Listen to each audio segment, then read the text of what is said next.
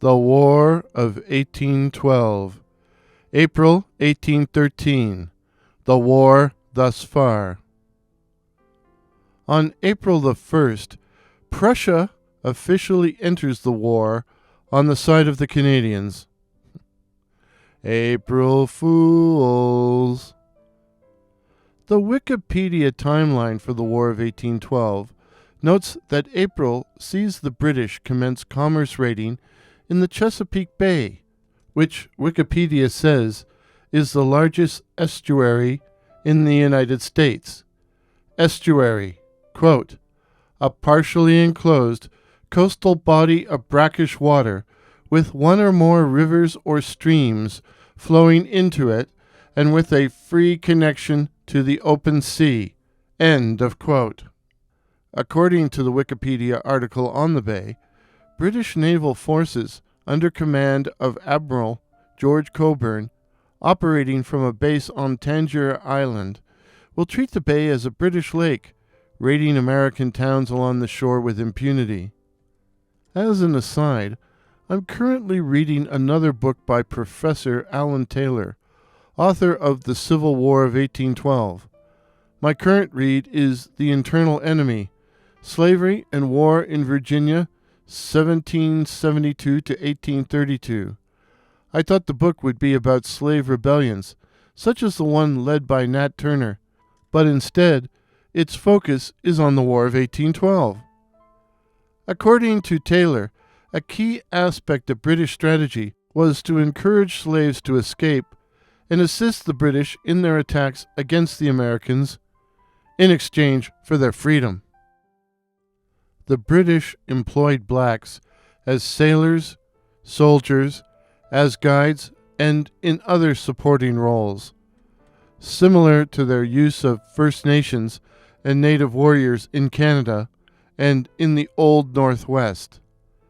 As a result, Americans living in Virginia and along the Atlantic coast feared the British as an external enemy and the slaves as an internal enemy. Hence the title of Taylor's book, which won the Pulitzer Prize for History in 2014.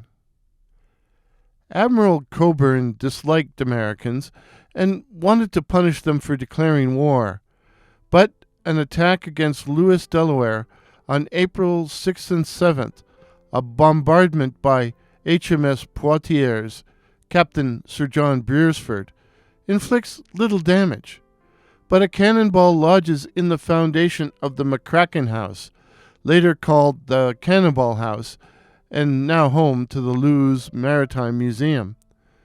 The museum's website features the following information. Quote, on April the 5th, 2003, the Cannonball House was honored by the state of Delaware for its close association with the bombardment of Lewes by the British on April 6th and 7th, 1813, and as the home of two heroes of those fateful days, Gilbert McCracken and his son Henry, both pilots of the Bay and River Delaware. The War of 1812 Park across Front Street from the house and site of one of the two forts that defended Lewes during the bombardment was also recognized. Gilbert and Henry McCracken served in a volunteer militia composed primarily of Delaware pilots that defended Lewes until the end of the war in 1815. End of quote. A slightly different armed intervention is the American occupation of the Mobile district of West Florida, which had remained under Spanish rule in spite of American claims to the territory, Spain being a British ally. Major General James Wilkinson will sail from New Orleans to Mobile with a force of 600 men to enforce American annexation of the district in mid-April. We shall be hearing more about Major General James Wilkinson shortly, and in Canada too. I find the Florida situation during the War of 1812 extremely confusing, So, if anyone listening can recommend any books or articles on this topic, please let me know in the comments below. As for Canada, April sees another invasion force on its way. Major General Henry Dearborn's initial target was Kingston, but he had heard it had been reinforced and was therefore too strong, so he shifts to a lesser target, York, which he will attack on April the 27th. I will cover the Battle of York in a separate video, and I promise to keep the Toronto jokes to a minimum. Stay tuned. If this is your first visit to 1812 channel, my name is Warren and I'm your host. I'm not a historian, nor am I an expert on the War of 1812. Instead, I'm a student wishing to learn about the conflict.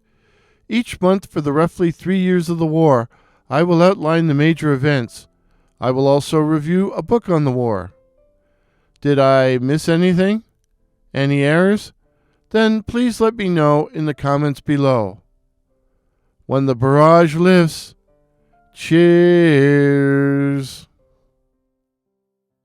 Pictures used in today's video, courtesy of Pix Here, that's PX Here, while for the music, I returned once again to With the Sea by that patron of the internet, Kevin MacLeod.